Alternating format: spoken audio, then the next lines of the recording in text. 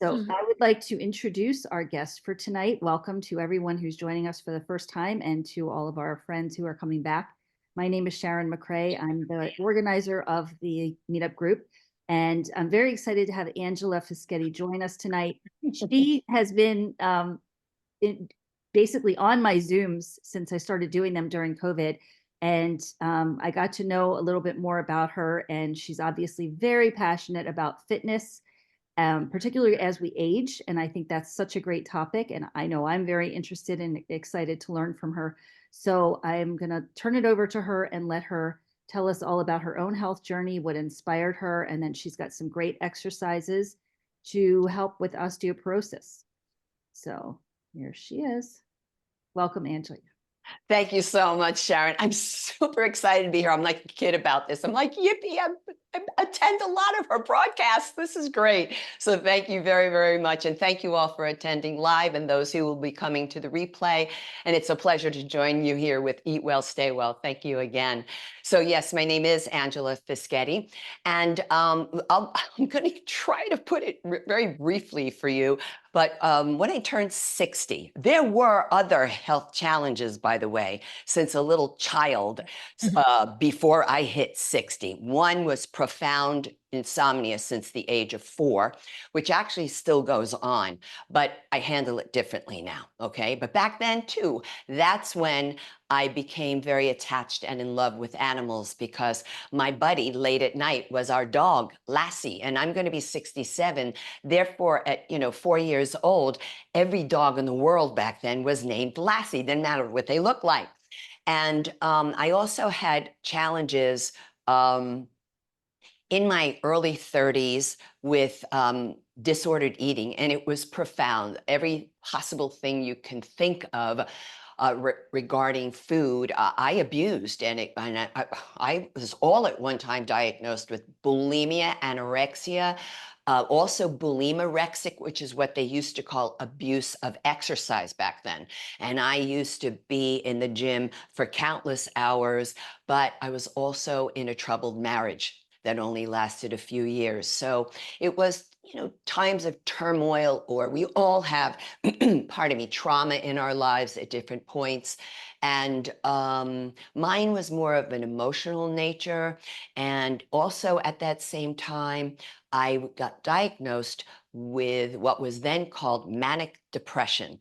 And it was part of the insomnia, but I got put on psychotropic drugs for the next 25 to 28 years and was never checked. Never checked. Nobody, it was all done through a clinic, and I was never sent to a doctor to have any blood work done. Was I okay? Fast forward, big fast forward to 60. Now understand that my vegan journey, actually vegetarian journey, began in 87 after I read Diet for a New America. By 1990, I went vegan, and for about 10 years on and off, 5 year stretches, I was a raw vegan way before it was like really popular. But the emotional pulls of life and who passed away and this and that, whatever, certainly a major event in my life was I knew 30 people who died at 9/11. And because at the time I was working downtown in Brooklyn Heights, which was one subway stop away from the World Trade Center. So these are the times when I would lose handle on being vegan, raw vegan, and would return to cheese, being the good Italian that I am, an incredible pleasure trap food. So doing this back and forth stuff is risky, okay? And by the time I hit 60, what I was told, and at that point, Chef AJ was already in my life. I was on path. I was doing SOFAS-free, which I still do, salt, oil, flour, alcohol, sugar-free. But, and I was back to working out. I was told, you have the osteoporosis of a 90-year-old. They wrote in my chart, okay? I went to Dr. Emil Chandel, and he was the biochemist that Chris Wark went to for his diagnoses and his blood work. So I just want to give you an idea of who this person was. And he did cancer profile on me, etc., for other types of diagnoses, but all at the same time. Osteoporosis of a 90-year-old, 8 masses in my body, 2 ovarian cysts the size of grapefruits on, I'm showing you what will appear to you as the right, but my real left ovary, and 1 the size of an orange on my right ovary. I had also a hemangioma in my liver, which is a tumor. I had 2 thyroid nodules in my throat. And remind me, because that has to do with the psychotropic drugs. I also had an enlarged lymph node. So, and I had like very dense breast tissue, my left breast. It was all at one time, and very bad vegan blood work, meaning high homocysteine, low B12, low protein, low D3, low calcium. Need I say more? And this was just literally at the one time period. And, but because I have been in the world of holistic approaches to taking care of oneself, I always had it in the back of my head that if I can't handle what was happening, because the reason at 60 we discovered all of this stuff is because I was having I was literally falling to the floor in writhing pain with all just so like these spasms going on.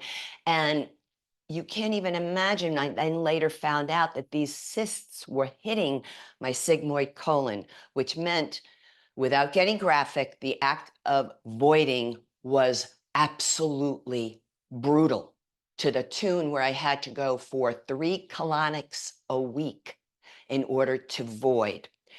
I also found out, and this will tell you why the voiding was an issue, I found out I had subclinical hypothyroid. Hypothyroid, any form of it, is going to slow that process down of voiding. So when I got handed all of this, I was like, okay, I need to get other types of practitioners into my life. And that's when I went fully raw for a while and did a lot of juicing. But eventually decided that for me, I don't want to do full raw. It doesn't work for me. I want to do the Chef AJ way because that's what really works for me. I'm still high raw, 80% raw, 20% cooked, but I need the beans, kids. I love the beans and I need them. And for my activity level, I want them in my body. And I also, I don't mind having thawed out frozen veggies, you know, broccoli florets and Brussels sprouts and stuff. I mean, I eat very simply. And so I decided to do a water fast with Dr. Frank Sabatino because I couldn't take it anymore. I had these spasms for almost 2 years. So in 2019, believe it or not, right at the tail end, just before the pandemic, I went on to attend a water fast with him. And I did a 10-day, which was for me, because I was already doing the diet. He said, just give me 2 days of come here, do 2 days of juicing, and then go right into the water fast, which is what we did. And then it was about 4.5, 5 days to refeed at the end. So it's a 16-day process. 1 week to the day, when I returned home, I went for a transvaginal ultrasound. And now this is when this was like about 63, something like that. Oh, no. Yeah, around 63. And what was it, 4 years ago? Yeah, 4 years. So I have to do my math. So what I found out was that right ovarian cyst was gone, just gone. The endometrial hyperplasia, and for those of you who don't know what that is, it's kind of like a very thickened uterine lining, and it can be one of the cancer markers. It can be a cancer marker for uterine cancer. And completely normal in size and thickness. And I no longer had dense breast tissue. I still had these puppies here hanging in there. And I'll tell you, they hung in there for a long time. But I always looked at them like, this is going to be temporary abode. You know, you're not hanging out here for long. And I do have to say that this past November 2023, I had another one done. They're gone. They are finally gone. They finally just shed out of my body. And I worked hard on my lymphatic system, Sharon, because of the weightlifting, because of rebounding. I was going after the lymphatic system, but any exercise will target the lymphatic system. But I kind of, with every jump, Sharon, I kept thinking, all right, just fall out. You know what I mean? I was just like, get out of my body. And so it was really, I mean, I cried. I did cry with the doctor's office because she was a new doctor. And I said, is there anything I need to know that's in this transvaginal ultrasound? And she's like, no, there's nothing there. And I'm like, they're gone? She's like, what was gone? And I told her, she said, no, it's all cleared out. And no longer subclinical hypothyroid. And I do sleep better. I do sleep better. It's a disrupted sleep, but I don't let that rule my life because I'm a highly energetic person, always have been. And, when you're as active as I am, it's really hard to turn it off. So it's not like a complaint. It just is what it is. Sometimes it's a little bit like, okay, I can't book 2 of these shows in a row because I need to be able to make sure I could sleep in because I'll be up later tonight because this is kind of like doing a performance. And for me, it's very energizing. So so that's where I kind of watch myself and my energy expenditure because I do want to get up tomorrow and weight lift again. I do want to get up. And today I took a 62-minute fitness walk outside, but I wear a 12.5-pound weighted vest and I get over 8,000 steps, just in that time frame. And I did yoga. So it's movement is my life and always has been. I've been on this journey first as a trainer. Same time I went vegan, which was 1990. And that was a whole nother set of like issues. Female trainer, unheard of back then. The men were so hard on me, the male trainers, and I just had to hold my ground. And then when they would see me, like, I would pull out a thing of grapes or something like that. I used to just go off to, in this gym in Brooklyn Heights, we had squash courts. I just went and just ate in the squash court by myself because back then people weren't curious, they were mean. And but now it's kind of cool to be considered kind of cool because of the way I eat and live my lifestyle. So I'm here to tell you folks, there are options. You can work with other doctors, other practitioners. I go to my medical doctors just because I need their prescription pad for a diagnostic test. They want me to do certain things. I won't do certain testing because I'm just kind of a hippie at heart. Sorry, that's what I'm about. I don't go for mammograms. I used to, I stopped. I'm not telling you to stop. It's just me.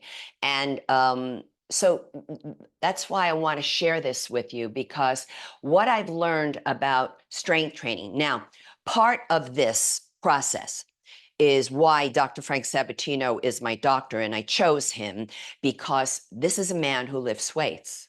And so I was like, I need him as my doctor because I got to talk to him about how I want to proceed with my weightlifting because you just don't go into weightlifting with a diagnosis of a 90-year-old, for osteoporosis. You just don't. And I'm telling you, folks, do not let your enthusiasm take over. You need to talk to your doctors. But I am telling you here that this is the type of workout that you need to work on. And we're going to present this to you in such a way that if you have any chronic health concerns, you'll be able to do it.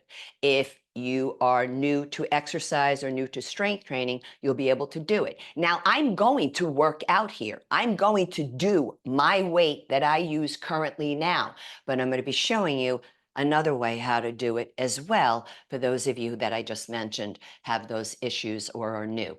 So I hope that kind of encapsulates it all, but just know that there is always an alternative. There are options. You find a way. Be careful of voices, medical voices. I had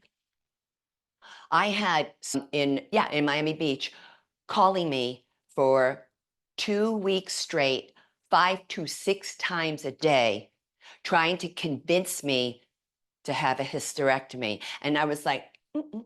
And I kept thinking of Chris Wark. He's like, don't fall for the kind of threatening, the scary tactics. And I just like, I think I'll wait and give myself a little time, you know. My endocrinologist is the one who said to me, those thyroid nodules, and they're still there, but they've never changed. They're teeny tiny. And I'm not going to trip over that stuff. I'm not going to trip over the tiny things because they're remaining tiny. And I know they're remaining tiny because of my diet and lifestyle. That's it. There's no way that they're going to change. But she did tell me that she went like this. You know that stuff got going on over here? She said, it's from the lithium you were on. And I was on lithium 28 years. Well, now it's 30 something, but when she told me, it was 28 years before, and I was only on for 2 years. How is this even possible that I have thyroid nodules from this stuff? But it is. And yet, they still prescribe it to females. Just saying. All right. Just saying. So that's my story, Sharon. You're Are you amazing. safe? I'm speechless. You're just amazing. I had no idea that you went through all that. So one person asked it. I know I'm interrupting, but I kind of wanted to know this too. Did the water fasting get rid of the things you were talking about as well as the spot on your liver? No, the liver did never change. Okay, so what a hemangioma is, it is it has to do with the form, not the function, because I had really good like liver enzymes and stuff like that. So it was functioning very nicely, but it's kind of like a jumbled ball of vessels. So I'm just like, I don't really care what it looks like. I don't care. It works very well. So it never unjumbled it, you know? It's just the way it is. And that's okay by me. It needs to be that way for whatever reasons. So be it. How do I know that this, didn't get affected by those medications? I did ask that endocrinologist, by the way. I said, 6 out of the 8 masses are endocrine related. Do you think it's possible that it's that classification of medication affected me in with these other masses? And she just went like this. And I went, oh, she can't answer that. She didn't want to answer it. Of course. Yeah, I get Yeah. it. Yeah, I know. And I put her on this. Listen, I had an OBGYN he was like, he called me, and this is how he spoke to me. We don't want you in pain any longer. So we would really like you to have the hysterectomy. And I said, we? Who's we? I said, and let me ask you something else. Do you know what this pain feels like when I have a spasm? And, then he goes, dumb. I don't like to be condescended to. I don't like the patriarchal approach of that crap. I don't like the scary thing behind it. And he did it more than once. And the last time, and I'm not saying to be disrespectful to a doctor, but I'm just telling you, don't take this crap. And pardon my French, that's how I feel about it. Because he called me again, we. And I had just found out that he was leaving the hospital in less than a month to open a private practice. And what came out of my mouth was my Brooklyn said, I don't feel like being the down payment on your first month's rent, Doc, at your new office. because he never told me he was leaving. I found out, I wasn't supposed to find out, but I found out from somebody else at the hospital who was like, oh, he didn't tell you? I said, no, he didn't tell me. And then I thought, thus the rush for the operation. Wow. Sorry, can't help it. Sharon, Yeah. that's how I think, Yeah, it's okay. I'm you glad you know? shared all of that. It's very interesting and enlightening. But why don't we talk about the topic of the evening, osteoporosis? So what can you share with us? Well, this is what I'm about to give you here is the workout, because osteoporosis needs impact on the bone. And I'm going to show you here how to do it. And the primary movements that do this, by the way, are compound movements, which are based on multiple joints and multiple large muscles working simultaneously. So if you're ready for me to go into this, let's do it. Yes, please. Okay, so thank you again. I appreciate it. And I hope it was a little bit of words of encouragement for everyone.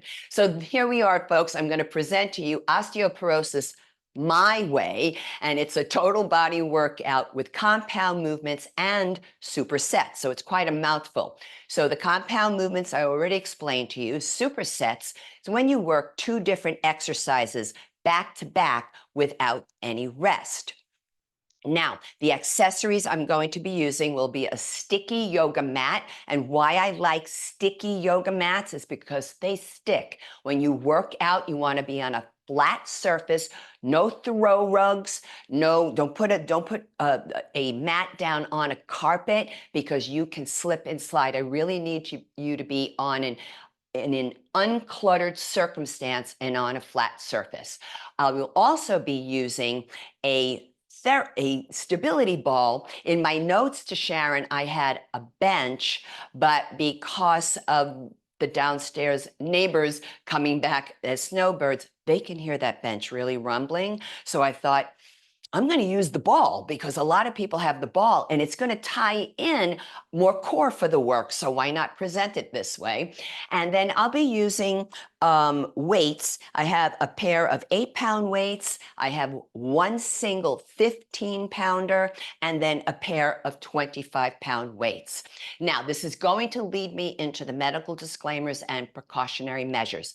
First off, I'm going to say one general statement, and this is the most important part of the presentation, folks, is right now, this whole section, I'm going to be talking quite a bit before we get moving. So I'm going to ask you if you have any chronic health concern at all. I'm going to ask you to observe the workout first before participating.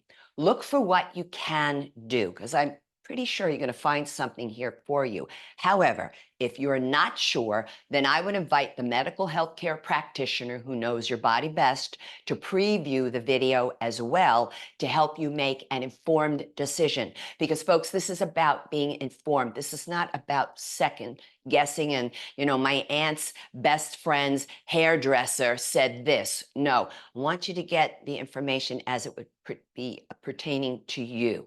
Now, more specific to this workout, well, you need to know that the mat and the ball are made out of latex. So if you have a latex allergy, do look for non-latex or latex-free. Now, if you have any knee issues, but particularly with flexion of the knees, bending the knees. Well, I'm going to show you something here because I'm going to be teaching you squats and deadlifts. I'm going to show you something that you can do at the wall. All right. So it's called a wall sit. It's also known as a wall seat. So I'm sitting with my back to the wall and I'm bringing my feet so my ankles are slightly forward of the knees. Now, I'm going to line up ankles to knees, traveling up the femur bone to the high hip bone called the iliac crest. And I'm going to place my hands to the inside. So this is all lined up. So if you have knee flexion issues, you get to control how low you go. You can hold statically like I am while I'm talking to you, or you can slide up and down. I'm going to stay here because if you have back spine issues where you've been told not to bend down to pick up something, especially something of weight, and that's called forward flexion of the spine, Well, you can do your squat here as well. I'm going to caution you though. I just want to make sure that those of you with osteoporosis of the spine, you may have been told not to forward flex the spine. And those of you who might have the postural deviation known as hyperkyphosis. So this is the one that's slightly hunched in appearance. You can take it to the wall, however, because of hyperkyphosis, you're going to wind up having a forward head posture. It's also known as a tech neck these days. So what you want to do is take a towel, a thick towel, roll it up, place it behind your head, not behind your neck, behind your head, and press your head back to the wall. So that's 3 chronic concerns right there that can be helped if squatting is an issue for you. Also, if you are medicated or not for hypertension, you have vertigo or GERD, I want you to avoid this position of the cervical spine of the neck. It's forward flexion of the cervical spine. That might not seem like a big deal, but it is. And by the way, Sharon, I notice a lot of times when people are on a live Zoom with me, I'm like, why aren't they looking at the floor the whole time while they're training? And it dawned on me, the device is on the floor. So please, if you're going to work with a phone or whatever your device is, make sure your devices are up at eye level, because oftentimes people will blame a neck issue while working out on the exercise, when in reality, it's the position of the head and neck. All right. So just a little tip there. Also, if you have carpal tunnel syndrome, I need you to avoid this position of the wrist. Now, we're going to be doing a couple of planks, right? So plank poses, well, that's the same position. It's called wrist extension. It doesn't matter the position of the arms or forearms. It's all wrist extension. So I'm going to give you a modification, another position that you'll be able to do the work, but by making a soft fist. And this is what I mean by a soft fist. I'm not curling my fingernails in. And this way, when your hands are down, boom, straight wrist. And I will be incorporating in the demonstration for you as well. Now, if you have golfer's elbow, which is medial epicondylitis, or tennis elbow, lateral epicondylitis, I'm going to need you folks to get a little bit more information if bicep and tricep work is appropriate for you. The reason why I'm going to ask you to seek further advice is because I can't show you a modification only because the symptoms play themselves out very uniquely in each individual. If you have osteoporosis of the hip or you've had a hip replacement, I'm going to be doing what's called a sumo squat, basically a wide-legged squat. Now, I'm working on external lateral rotation, so I'm pressing the backs of the thighs toward the wall behind me. However, you folks may have been told to keep your legs more narrow. So then you can take the squat at the wall, or you can just do a basic squat, which is what I will also be demonstrating here today. So I just want to make sure I covered everything. Yeah. Oh, yes, there's 2 more I want to bring into this. I always like to do some type of spine back extension at the end of the workout. It's kind of to offset the forward flexion work of the deadlifts and of the squats. So when I do this stuff, I'm going to go for it and I'm going to drop the head back, and it's hyperextension of the cervical spine of the neck. There's nothing wrong with that. You can do it. But those of you who have had a TIA, transient ischemic attack, or a stroke, please keep your head neutral. You can go as deep or as little as you want to in your back spine extension, but I need your head here. I need it neutral. Same thing for high blood pressure, vertigo, GERD. Remember, head is neutral. So I think we just covered 14 different chronic health concerns, and I'm just letting you know it's all doable. All right. So now, just a few gentle reminders. Always feel free to stop and rest whenever you are working out. However, I am not inviting you to quit. Okay, we have to make that agreement. So you stop, take a couple of breaths, and then you return to the work, even if it's just for one more repetition, because this is how you will get stronger.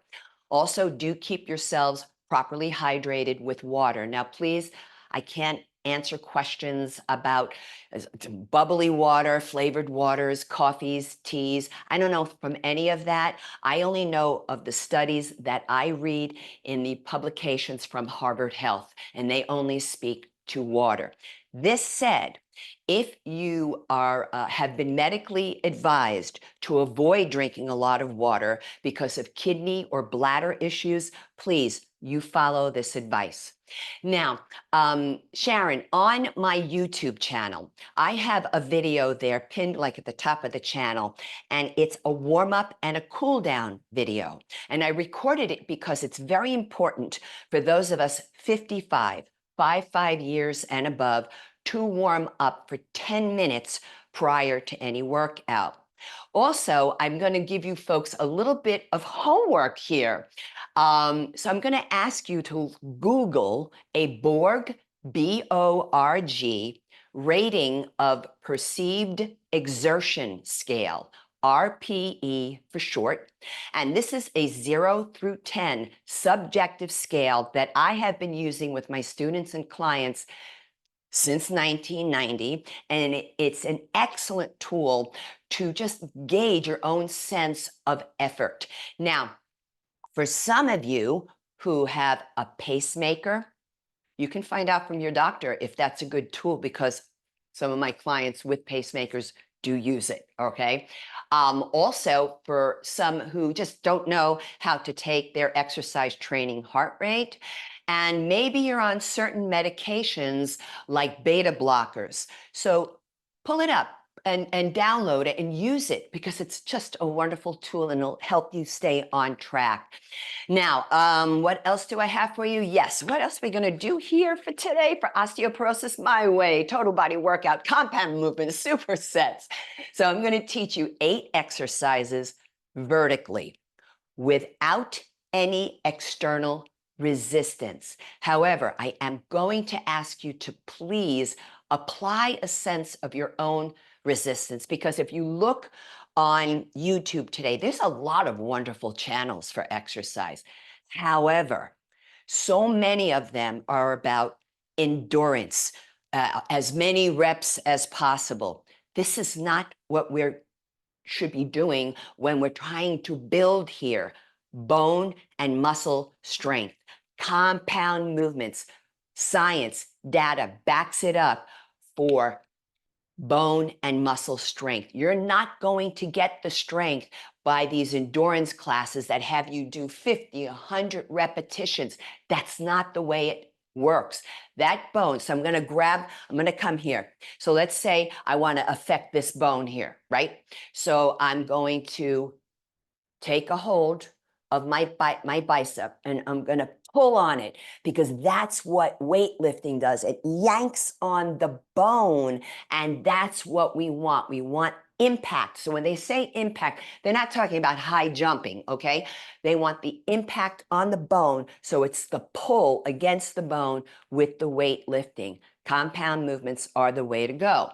So after we do this with the vertical approach, and by the way, we will be doing one set, and a set is a group of 8 to 15 repetitions for each exercise. After we do the vertical approach, helpful for those of you with chronic concerns, helpful for those of you who are new to exercise or to strength training, and it's certainly a warm-up for those of us more seasoned. Then we move into the supersetting, where we will be doing 4 blocks of 2 exercises each. So now we're going to move into it. We're going to talk about how do you stand while you're strength training. Well, in my industry, we call it an athletic ready stance. So it's basically what I did at the wall there with you, okay? So the toes are in the same line as each other. I'm just double checking. And I'm lining up ankles to knees. I'm traveling up here all the way up to the inside of the high hip bone. And you can feel it on yourselves up here. So we don't want to turn the hands in like this. We want to line up like that. You don't really want to go much wider because this is what is meant by hips width apart, not this stuff. I see a lot of women thinking they're linebackers. No, this is hips width. Now I'm going to turn to the side. One other thing I want to point out, particularly to the females in the house, okay? So I see a lot of this with females when they're strength training. I see them do this. They tip the pelvis forward. It's called an anterior pelvic tilt. No, what we actually want to do is the opposite. We want to do a slight, subtle posterior pelvic tilt. It's also known as a pelvic tuck. You're drawing the belly button in. So now let's begin the work here with our first block. The first block consists of basic squats. Remember, those of you who need to, you go to the wall, and a bent over unilateral back row. So let me demonstrate the basic squat for you. We're going to be doing 8 to 15 reps. So I'm going to lift the toes inside the shoes. Now I'm going to make a comment about this. Several reasons why I do this. Number one, it engages the often forgotten muscles on the body, our shin muscles. Well, the shin muscles are only going to be able, they're going to be able to help your knees and your balance. So we want them engaged. The other thing that they're going to do is when I lower down with those toes lifted, I push up from the heels. Now, when I push up from the heels, what I'm engaging is the posterior extensor chain of the body, the back erectors, the gluteals, and the hamstrings. That's why I want the toes lifted. So I'm going to stay here on a diagonal, athletic ready stance. Inhale, sit back into a chair. Exhale, come up. Here's a slight little posterior pelvic tuck. Squeeze the glute, squeeze the quadriceps. It's a very, very tiny, all right, that's the important word, hip thrust. Very tiny. We don't want this massive. I see it online with the instructors. Boom! It's not safe for us to do that. And up. All the breath is in and out through the nose. At least according to Dr. Frank Sabatino, he is real big on that because he's saying the science is pointing to that. And you're going to pause at the peak of the contraction right here. Inhale to lower. Last one up. Exhale on the effort, EE. Now, the next exercise is the bent over unilateral back row. Well, bent over is a problem, right? For spine flexion issues. So what we're going to all do is stay upright. Why not? It'll help us anyhow. And instead of unilateral, which is working one side at a time, we're going to do an exercise that's bilateral. So it's just you doing the back row, but we're going to do it upright. So I'm bringing the arms out in front, plugging the arms in the shoulder sockets, puff up the chest. Now exhale, pull, and notice how I reach up to the ceiling on the pull. Inhale, release, do not collapse the chest. Exhale, pull. I'm going to turn my back to you so you can see what's going on with the scapulae, the shoulder blades. Don't force it, folks. Don't cram it back there because it's not going to help you bring your arms any further back. And one other thing, careful, none of this with the forward head posture. So we're working posterior deltoid, the back of the shoulders, biceps, as well as your rhomboid muscles between the shoulder blades. Last one, pull, pause, and lower. Second block. Now this one is deadlifts with a straight arm pushback, also known as a straight arm press back. So let me show you the difference between a basic squat and a basic deadlift, because sometimes people kind of mix them up, all right? So I'm going to show you from the side here. I'm taking a squat, exhale up, pelvic tuck squeeze, toes are lifted. My toes are still up with a deadlift, fingertips in front of the thighs. It's a hip hinge. So careful here with forward flexion of the spine, right? You're going to maybe continue with the squats. Now, for some people, they might say, but I can't go down very low. Well, that's okay. As long as you give me a hip hinge and bent knee, come up, pelvic tuck squeeze, that's still a deadlift, folks. We want you to be able to bend down, pick up something of weight, and get back up without issue. Inhale, exhale, pause. Let's do 2 more repetitions. Pause. I love deadlifts because we got to strengthen those glutes for the aging process. Straight arm pushback, also known as straight arm press back. You have two arm positions to choose from. You have a narrow grip where the palms are facing each other. You also have what's called a wide grip where the palms face the back of the room. So I'm going to slide my knuckles along the floor and I'm going to reach back with straight arms and slowly release. Now notice where I stop, right here. I don't go here, right here. I want tension on the back of those arms. So we're working posterior deltoid. We're also working those rhomboid muscles again, but this time I'm working the triceps. Notice how slowly I move. Pause at the peak of the contraction. My muscles are working so much right now, even though I don't have any weights in my hands. And when I have weights back here, whew, you're going to feel an awful lot of core muscles as well. Let's go for 2 more repetitions. Pause. Inhale. 1 more exhale. And slowly release. So if you need to stretch or do some shoulder rolls, you do them in between blocks, not between sets. Now, let's see. The next block, we have sumo squats with planks, okay? So with the sumo squat, remember what we talked about, hip replacement, osteoporosis of the hip. So I'm going to step out wide here, toes same line. It's still a squat. And inhale, I'm going to sit back into a chair, lift the arms up and out. Exhale, pelvic tuck squeeze at the top. Now, why is it so important to strengthen gluteals as we age? Because quite frankly, a lot of times falls happen with females because of weak glutes. Not always, but oftentimes it can happen that way. So I am so squeezing my butt up top here, but I'm not doing it violently, right? You don't want to do it that way. Nothing too harsh. A couple of more repetitions. And notice the arms, I'm doing delt abduction away from the midline of the body, delt adduction toward the midline. So it's just a nice movement for the shoulders as well. Last one up here and hold. The next exercise is the plank. Now, let's talk to you for a moment. We're going to come to the floor. If you cannot go to the floor for your plank, you can go to the wall and do a plank, all right? So for demonstration purposes, I'm just going to hold it 15 seconds. And what I'm going to do with my plank is I'm going to turn it into a one-legged plank, but with the opposite knee down to help those of you who might be new to this, all right? So I bring the hands to the floor.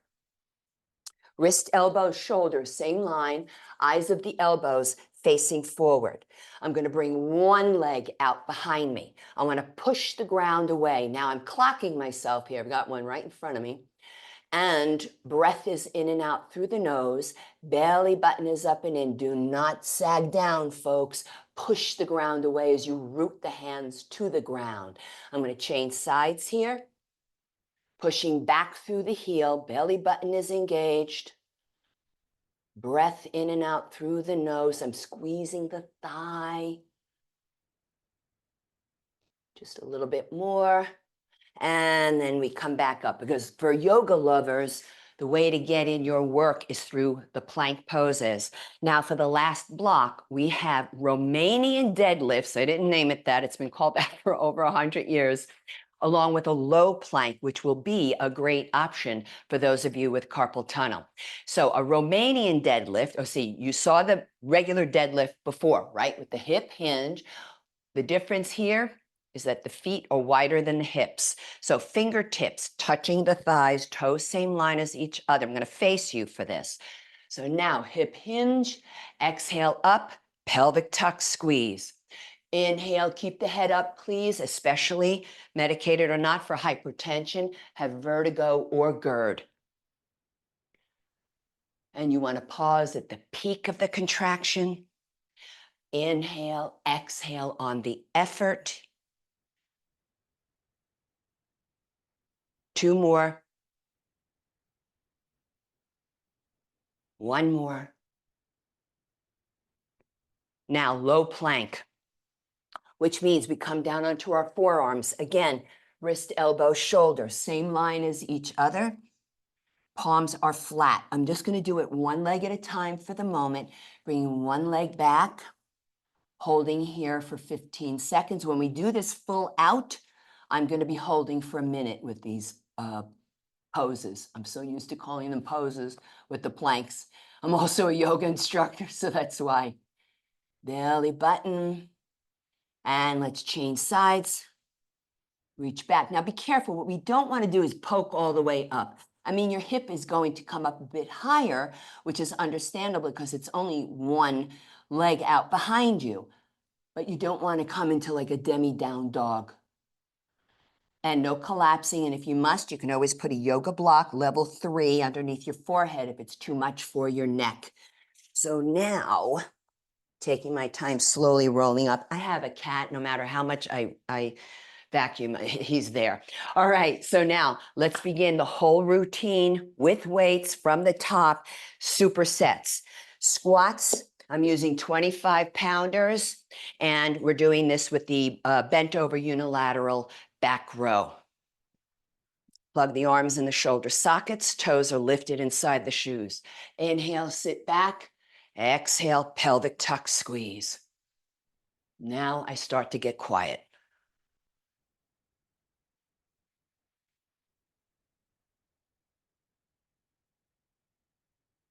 Squeeze those thighs, folks, up top, right here. Try not to let those weights sway out in front of you. One more. And pause. Now, this is where I'm going to get my ball. And a 115-pounder. Now, normally when I use the bench, I do 20 to 25 pounds, but it's a whole nother world here with the ball. So I thought, well, this is a different challenge. Why not do it then? So like you're starting an old-fashioned lawnmower. Now, avoid this rotating, all right? We want the hips forward. We want that head up. 2 more. Pull, pause, and release. I'm going to bring the ball around the other side so you can see. It's a split stance, no rounded back. So what's a really good tool, folks, is using your devices to film yourself so that you can see your alignment. You can play it back. Pull, pause, inhale to lower, exhale to pull. 2 more.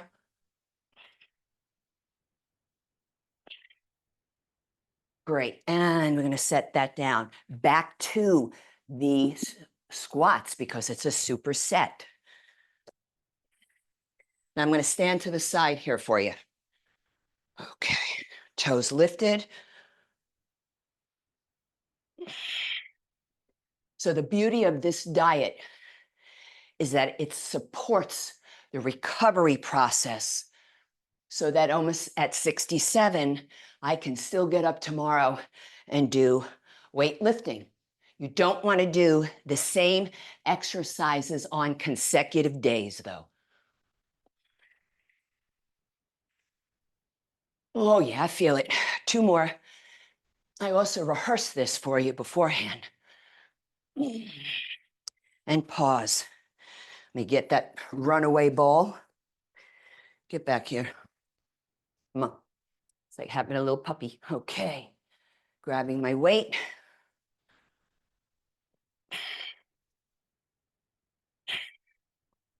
And you know, I do a lot of this while I'm watching webinars, listening to podcast shows, because it's incredibly helpful when you're exercising to do some form of studying. And studies have found you will retain the information more this way. 1 more. And the other side.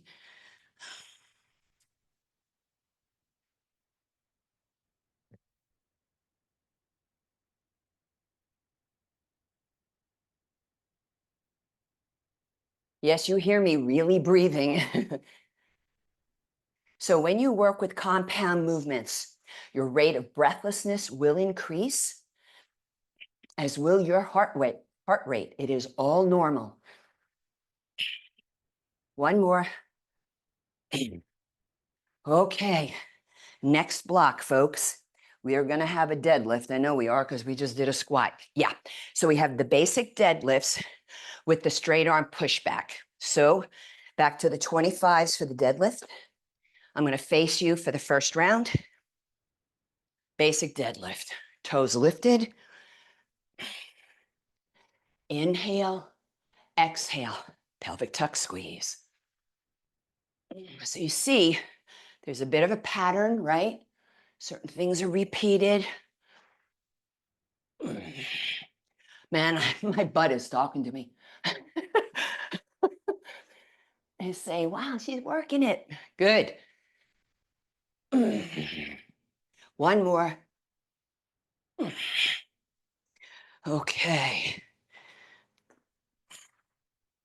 What did I say I was doing? I'm gonna do straight arm pushback. Okay, wow. Get ready for the core. Oh, it's gonna talk. So I'm gonna turn the palms to face each other. That's the narrow grip. Straight back, right there. Oh, so much core. So core muscles are not just the abdominals. They're also the glutes, the quadriceps, the back erector muscles, the hip adductor muscles, the inner thighs, the pelvic floor muscles. Got the idea that it's really a compound movement going on here. Two more, pause. Huh. Triceps talking and release. Back to the deadlift. Part of my back. Okay. Toes up.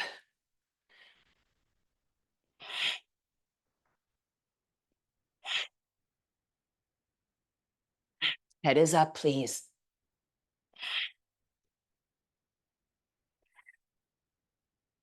Oh. Last one. Oh my goodness. Okay. Straight arm pushback. Now, you can do your straight arm pushback bent over. Not a great idea, though, right after doing, while doing a deadlift, though. Now, I'm just going to go with wide grip, just so you can see what happens. Now, notice the hands, the arms are wider than the shoulders. Push back and pause. Now, what if you are nowhere near an 8-pounder or 25-pounder? So what? That's okay. You can begin with a 1/4 pound in each hand. I'm not kidding. I'm not a fan of water bottles, cans of food. Not a fan, folks. They're not properly calibrated for your hands. And if you have hand issues like Dupuytren's contracture, trigger finger, or arthritic hands, it's a problem. One more. And okay, I'm happy to put those down. Now, the next block will be sumo squats with the planks. With the planks, we're going to have the 1-minute hold, and we're going to get rid of this puppy so it doesn't take over the space. Okay. Sumo squats. Be careful here. Osteoporosis of the hip replacement. Toes same line as each other. 25-pounders. Inhale, sit back. Exhale, pelvic tuck squeeze.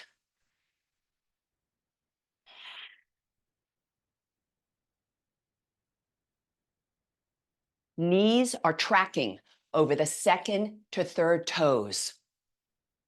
I'm sweating and my glasses are sliding.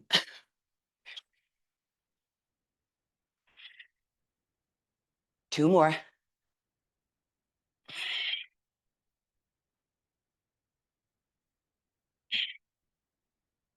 Ooh la la. All right, here we go. So my first round of the planks is going to be for carpal tunnel with the straight wrist. Okay, I promised you that demonstration. So here it comes. I'm going to be holding for a minute. However, I'm going to do one leg at a time this way, 30 seconds on each side, and I'll get my minute for the upper body. Now, this is the exercise, and the next plank. I need golfers and tennis elbow to double check if these are appropriate for you, because there's a lot of work here with the elbow joint as the stabilizer, right? So let's make sure it's appropriate for you. Belly button drawn up and in. I'm going to change sides here, but still working the shoulders, the biceps, the triceps, the chest. Squeezing that quadricep muscle. Breath in and out through the nose. And now you might feel a little trembling going on. That's okay. You're working micro muscles you're not used to. However, if it's a big trembling, shaking body, lower your knees down, please. And lower down. Yes, I am definitely starting to sweat pour now. And slowly roll on up. Let me get those glasses back on. Okay, so back to the sumo squats. We are on our second to last block. Okay.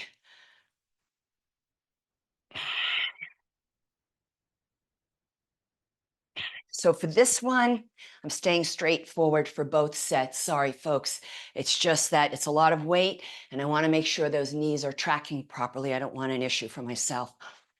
I hope you can understand.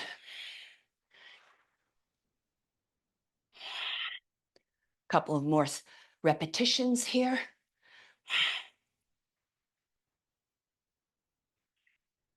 One more. Back to our plank. Okay. So you can do with the soft fist or flat palm. You can do both legs up or one leg up and the opposite knee off the floor. Whatever works for you. You can have both feet down if you need to. That's what I was trying to say. And breathe. No dropping of the head. Careful, avoid this stuff. Stay up there. Draw the belly button in. No falling into the ground like that. Push away. Keep it strong. Keep the head up. And now I'm going to change the leg here. So I have the ball of the foot on the back of the opposite ankle heel. So rooting the hands to the ground. Stretch your fingers wide apart. Flare out the thumbs toward each other. Energy back through your heels. Energy forward through your heart center. Energy out the crown of your head. And walk it in and roll it up. Okay, now we have our last block. We have Romanian deadlifts with the low plank. So that's the wide-legged deadlift. I'll do the first round facing you. Feet a bit wider than the hips.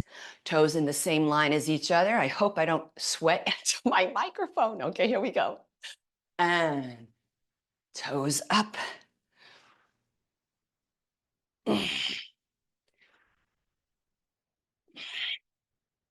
Always remember, the wall sit, wall seat can really, you can make that as active as you need to. It's a wonderful option for you. I'm going to go for one more. And low plank. So for the first round here for the low plank, I'm going to have the palms flat. We have wrist, elbow, shoulders, same line as each other. And I want to make sure I'm fully on camera for you. Okay. And I have both legs up, both knees up, I should say. And I'm going to hold for a minute, folks. Don't force yourself. I also want to emphasize, I would not do much longer than 1 minute planks. those days of, contests, holding them for 7 minutes. Well, now, years later, we're finding that people have blown out their wrists, they've blown out their shoulders. It's just not worth it. And it bypasses strength training and moves into endurance. And again, we are trying to stay with strength training here. But the beautiful thing about lifting weights is that will also affect your cardiovascular system. Very important for your heart, not just your musculoskeletal systems.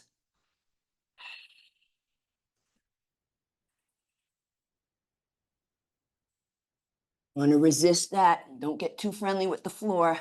Push it away. Biceps working big time, so be careful here. Golfer's tennis elbow. And lower down and come back up. One more round, RDL. And then I got to grab a towel after the next plank. And let's come to the side for you. Okay, toes up.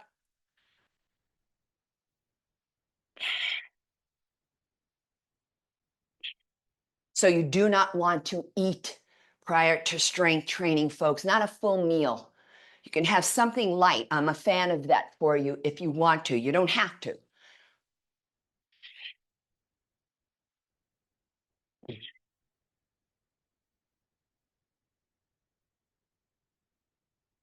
Two more.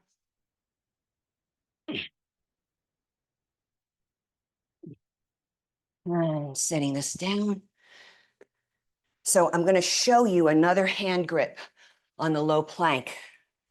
So interlock your fingers, turn your pinky, one pinky in.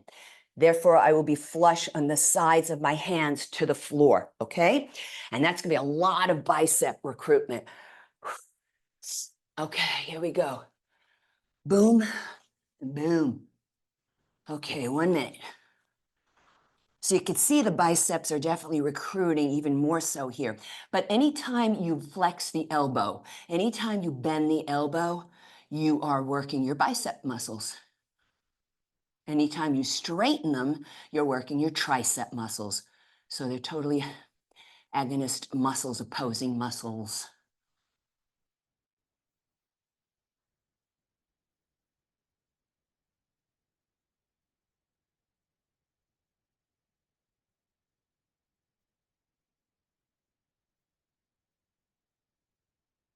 Resisting the floor. Keeping the head up. And slowly lower. Wipe off my cat. And now we're going to do a little bit of a cool down. Pardon me, I really do need to just blot off a little bit. Okay, so let's take some nice big shoulder rolls. Up, back, and down. Now, be mindful. I don't want elbow pumps. A lot of people do that. We're just gentle shoulder rolls. My arms are just going along for the ride. And now I'm going to bring my feet a bit wider than the hips. So I'm going to go after some spine hip opening here for you. So I'm going to slide my right hand down my outer right leg. I'm going to turn my sternum away from the floor. I don't want to go this way. I want to go this way with the chest. And therefore, this way, the right side organs of my body are not going to collapse. And now, left hand to the waist. If you have rotator cuff or pinched nerve issue, keep your hand here. The rest of us can take that arm up and over. Now I'm reaching in both directions to the ceiling through my left middle finger to my outer right heel through my right middle finger. I am not leaning, folks, okay? So this is a lateral flexion, stretching the intercostal muscles between the ribs. They are responsible for 25% of your respiratory cycle. Inhale, turn that left palm up, grab an imaginary hook. Exhale, push down into your left heel, vigorously reach out to the left. Inhale, slide down. Exhale, hand to waist, or just follow through up and over. We're also stretching the internal and external oblique muscles of the waist. They are responsible for turning and twisting the waist. I should say of the abdominals, external and internal obliques. Inhale, turn the palm up, grab a hook. Exhale, push down into the right heel. Come back to center. Take another couple of shoulder rolls. Now, to offset all that spine flexion work, okay? Let's do what I was showing you in the beginning, but I'm going to break it down for you. So now we're going to bring the feet a bit wider than those shoulders and hips, okay? Now from here, I'm going to place my hands on the sacrum, the flat triangular plate at the low back. But what is that? Wrist extension. So for carpal tunnel syndrome, you're going to take your hands down below your butt, and this way your wrists will be straight. So my hands are here, rolling my shoulders back. I'm going to do this bent knee for the first part of this, and then I'll straighten the knees. So what I like to think is that I'm sliding the sacrum down toward the heels, rolling the shoulders back, presenting the heart. Remember TIA stroke, you keep your head here. Otherwise, go for it.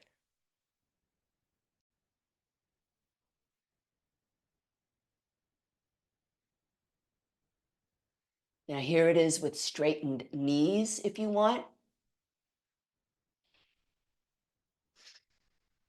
Inhale, head to neutral. Exhale, come up. Again, some nice big shoulder rolls. And one last movement here, folks. I'm going to do a little belly dance type movement. It's also like a little hula, but I got to tell you something. It feels great on the back. I give this to my prenatal yoga students, and the gals are always like, oh, they get such relief. And reverse direction. Let it all happen. Don't be shy. And that's what we have for you, everybody here at Eat Well, Stay Well. Thank you again, Sharon. I really appreciate it. Amazing. I'm sweating just watching you. I have to just blot off for a second, pardon me. Of course. How do you do this so late at night? I would not, I tend to exercise in the morning. Insomnia? Ah, okay. Could be related. I have done it. Well, listen, when I lived in Miami Beach, I used to work out at a gym that was open 24 hours, and I would meet the guys at 3, 4 in the morning. Oh my goodness. Okay. Wow. Okay. Well, that was one of my questions is, do you know with the circadian rhythm, when is the most effective time to try to build muscle? No, I don't. I don't even look at stats like that because really, when you have chronic health concerns, because this is really what it's all about and how to affect bone and muscle strength, you're going to affect it no matter what time of the day it is. But I'm going to tell you now, never do it while you're tired, ever, because that's a setup for injury. Yeah, All makes sense. right. So that's the only thing that I would say is just, and also be aware of your surroundings, right? Your surface, make sure you're not cluttered with your stuff because falling is a massive issue. And, you can trip over something, be tired. No, just when you feel rested, get up and do it. So how many times a week do you recommend doing something like this? I know you said Okay, so I'm going to tell you what the recommendations are for that, okay? Is so that you want to do strength training, a minimum of 8 exercises. That's why I chose 8 for you, okay? Twice a week, at a minimum of 20 minutes each. But I'm going to tell you something. To affect a change in your bone strength, in particular, the bone strength, if you're trying to affect your bone strength, and I'm going to tell you, it's not enough. But I will say to go for 3 times, then maybe as you're more seasoned, you can go for 4. Now, you can strength train 4 days in a row if you wanted to, but not the same exercises. Okay. So I don't do the same exercises when I go to work out tomorrow. And there are times when you can do, if you prefer to do it this way, you'll have to work out more often, but you can do like 2 lower body workouts a week and 2 upper body workouts a week, if that makes sense for you. If Sure. not, you can do total body workouts twice a week. And this is where Dr. Sabatino and I broke it down. He broke down how, you know, his sequences and stuff for me. And I took it and ran with it. And he allows me to talk about him, that he gave me the thumbs up for these workouts also. I'm just saying. But He is so fabulous. I adore him. I think he's oh, amazing. my brother from another mother. Yeah, he's It's really good. unbelievable. So Diane says, I would be nervous to do these on my own because I'm concerned about bad form doing damage. How does one find an in-person osteoporosis trainer for a few sessions to learn proper form? I'm going to tell you something that's not going to be a few sessions, no matter who it is, because this is a lot of detail that you're breaking down into. I don't know who you would go to find somebody to help you with that, other than you can research if in person is a must for you. Like I had a broken wrist 2 years ago. I wouldn't go to anybody other than a particular physical therapist, Eileen Kopsakis, virtually. You can get beautiful work virtually. I mean, I am available for virtual work as a personal trainer. And part of what I do is I contact your medical team, because if you have a trainer who's not contacting your medical doctors, you better run away from that trainer. And if you can get somebody who's willing to contact your medical doctors to not put you on a program with, you know, he's checking off a box here, you know, maybe he's got a spreadsheet and doing this. Be very careful of that stuff. That's cookie cutter. You want a personalized program to meet your individual needs, because you are not a demographic. You are an individual of a certain age and with a certain health concern, but you are not part of a demographic. So I would say for in-person, double check, are they willing to talk to your medical team? And when I say your medical team, because sometimes I have to contact 6, 7 specialists, because that's just the way it is these days with the specialists. But you just, be patient, and don't expect miracles in your form within 3 or 4 sessions. It's going to take some time. Look, folks, it took me 3.5 years to affect my change. 3.5 years. There's no quick fix. There's no pop a pill mentality here. Take your time, investigate your local gyms. I'm going to say that gyms that are big franchises, you're not going to find the trainer there, because they have to adhere to certain rules from that gym. And part of the rules is to sell supplements, etc., and to sell packages. So I would say to you to look for a mom and pop type gym. There's not a lot of them, but you can research on Google. Just plug in the town where you live and just see what pops up for gyms. And even plug in and search mom and pop local gym. That's what you want. And oftentimes it might even be the owner of the gym who can work with you. We have another question. Do you use any protein drinks or shakes before you do weight training? No, that's all my field, meaning my profession is all about cell powders and stuff. No. Okay. And I don't even care if it's vegan shakes. I'm not a bodybuilder. I'm looking to affect bone and muscle health with a chronic health issue. What Robert Cheek does is for a whole nother reason. Sure. All right. And I don't eat processed junk food in a package just because it has high protein level. Right. So for me, Dr. Sabatino wanted me to bring in, now it's more of a fat, right? But it still has some protein to it. He wanted me to bring in some walnuts to my diet. So that's what I did. He said, just a couple times a week, I want you to eat, four halves or whatever it was of walnuts, just put that in your salad, whatever. So, and to eat more beans, which is, I have a full can of beans every single day. And, but powders, no, you need the food. You need the casing of the food, right? So we need the fiber, we need the nutrients, we need the sunshine that was on that plant. That's how you're going to absorb your nutrition. If you can get outside as well to do fitness walks, expose your skin to the sun, that would be excellent as well. And you can find out from your medical doctor what would be best for you, depending upon if you're fair-skinned, whatever. But I would not advise doing any protein shakes, any of that stuff.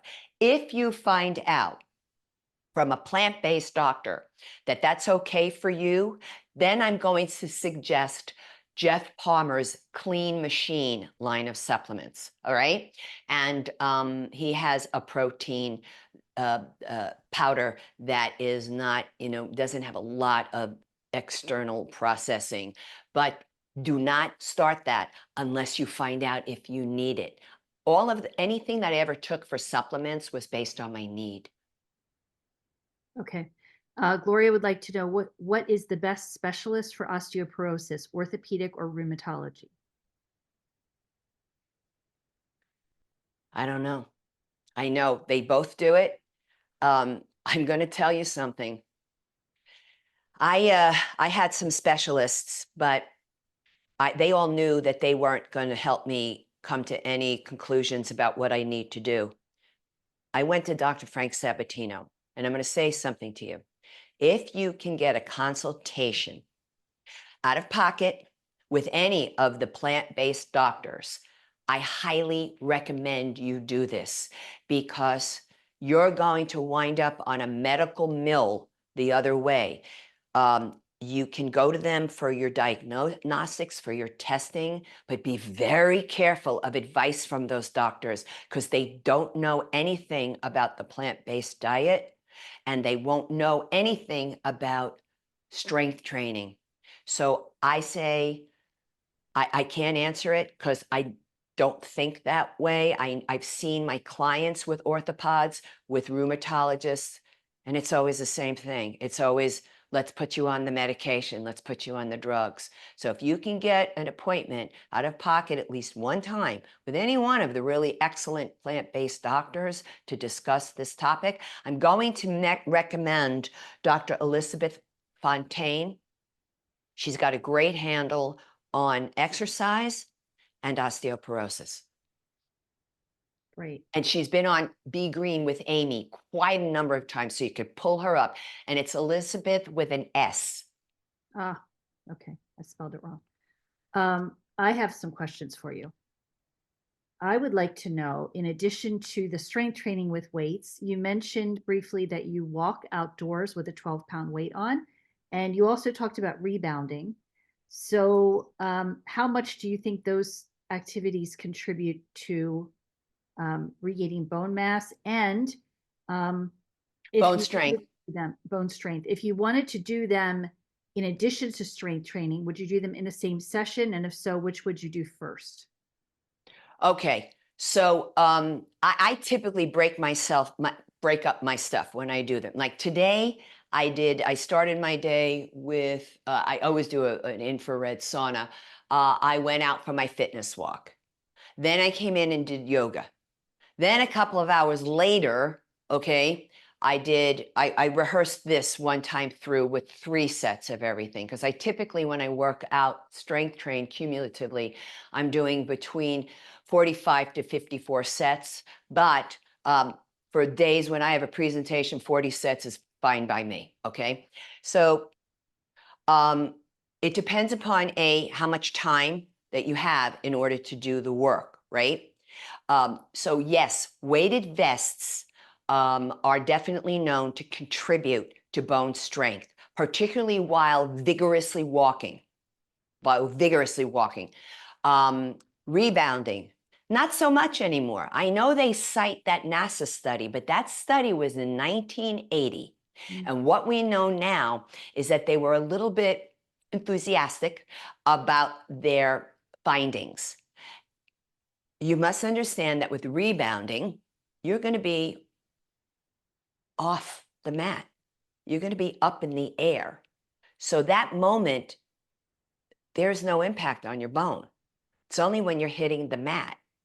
right? Now I do it because I want to really rev up the lymphatic system even more. I didn't do it because, oh, well, rebounding is great for bone strength. It's okay for it, but it's not really a big contributing factor. And the fact that they're talking about it the way they still do on all the rebounding shows, it's like it's because they're not looking at current science about this. And I have. And it's like, oh, okay, it makes sense, right? So it's like the best thing is honestly walking with that weighted vest on, but What walk about hand with weights? intention. What about carrying hand weights while you're walking? Okay, so according to Harvard Health, not so much. And also to understand that because they're really all about, for the wearable weights, they're all about wearing the vest. All Okay. right. Now, the wrist weights, here's the issue with wrist and ankle weights when you're out there trying to get a nice speedy walk going on with intention. All right. Is that it's a long lever going away from your spine. And it could mess with your spine in the long run. I used to do that in my 30s, right? And that's because that's what we were told back then. What you can do, all right, a couple of little things too, is you can tie in a light weighted vest on the rebounder. I like that better than wrist weights because you're not pulling on the spine. Okay. So when I do choose to do that, I have no more than 2 pounds in that weighted vest. Because let me tell you my personal experience. I built up to 5-pound weights on the rebounder, and one day I jumped and I went, oh, it was like I just like crumbled from my spine. And I knew, I said, get rid of the weights. It's too much compression, but not with a lighter weighted vest. And it will help. That weighted vest will help with just that little subtle impact. Now, with a weighted vest when you're walking outside, never exceed 10% of your body weight. Hence, my weighted vest is 12.5 pounds. The other tip is that you want to make sure that you are a little touch heavier on the back than on the front, because you can fall and it's a fast fall and you hit hard if you're overly weighted to the front. Never buy a preset weighted vest because you're going to sweat. They're hot, folks. They're just hot. This is not like nice fabric. This is just like polyester junk, okay? So they're not breathable. So never buy a preset weight because you cannot wash them and they turn to mold. Been there, did that, okay? So now I buy my weighted vests that are adjustable. And also, I want you to look at either over the head weighted vest or a zippered weighted vest. The ones that have that little claspy thing up here, I'm telling you, that is not designed for a female physique. You have to be extremely petite in breast tissue to wear that because they're meant for men. They're not meant for us. So the overhead and the zipper type would be very beneficial. I'll show you mine. Brand? Do you have a recommended brand? Yes, CAP, C-A-P. I'm pulling mine out for you so you can see it. Hold on a second. Okay, here we go. So, all right. And it goes over the head. And now this has got 12.5 pounds in it. And then this wraps around like a cummerbund. And the other piece has glow in the dark fabric. So when you're out in the street or wherever you're walking, so this goes overhead. Okay. All Couple right. of questions. I want to make sure we get to them. Someone wants to know, what do you think about whole body vibration, such as the power plate, and how about using the biodensity machine? Okay, power plates, there's not enough information out there about them. There just isn't. A lot of what's being said about them is written studies provided by the manufacturer. So 20 years from now, they may find out hey, this is pretty good for you. This is actually really good. But investing in one, if you have access to one in a gym, why not use it? You know, I don't, it can't hurt. But does it really impact the bone? I don't know, because there's no official studies coming out to state that that is an absolute, and that that is something that one could use to affect a change in an osteoporosis diagnosis. Okay. It's almost 9. I want to let you know that. Okay, thanks. We have to end soon, though, love. Absolutely. I just have one more Thank you. question. No problem. No problem. No problem. I would like to know, I have been using a reformer, a Pilates reformer, and it uses springs to get some of the same tension. There were some of the moves that you were doing with weights that I actually do with my reformer. That's a Great. good exercise. Okay, good. Uh, Now, here's the other thing. On my channel, I have workouts with weights. I have workouts with kettlebells. I have workouts with Dynabands, which are known as TheraBands, exercise tubing. The point is it needs to be resistance. Okay. So if whatever, and some people love just like pull-ups and this, and I can't do that stuff. But it's like, you know, and the full out push-ups and what have you, if their body is capable of it. You know, so you're doing body weight type of your own body weight exercises, anything that is resistance for you. I don't mind it. You're doing it on the reformer, go for it. Why not? all right. How can people get in touch with you if they'd like to set up your online training? Thank you. I appreciate that. So, well, there's several ways. First off, I am working with 2 whole food plant-based platforms online as a strength training and strength training and yoga video provider. One is Feel Fabulous Over 40, and the other one is Timmery Hagenberger's the Foodie Bar Way of Life. So you can always join a platform if you want to and get the advice of the people who are on the platform as well. If you want to work with me privately, you can go to my website, which is boomerandbeyondwellness.com, and there's a tab there for service, and there's a tab there that you can read about what I offer, and also a contact tab, so you would write me from there. And also, please know I have a YouTube channel with all kinds of videos. I even have a whole series of what's called Have It Your Way workout series. And it's to encourage those of you with chronic health issues to actually create your own exercise protocol, because what I do is I record a deep dive into one exercise at a time. The whole let's say the whole video is about the Romanian deadlift. And this way you see what's comfortable for your body, because I'm very aware that people with chronic health issues have endured injuries, particularly from inappropriate training, and that you are really smart about what you can do and what you can't do. So this is a DIY approach. You want to pick and choose. There's X amount of bicep work. All this kind of stuff is there. And you can see what works for you.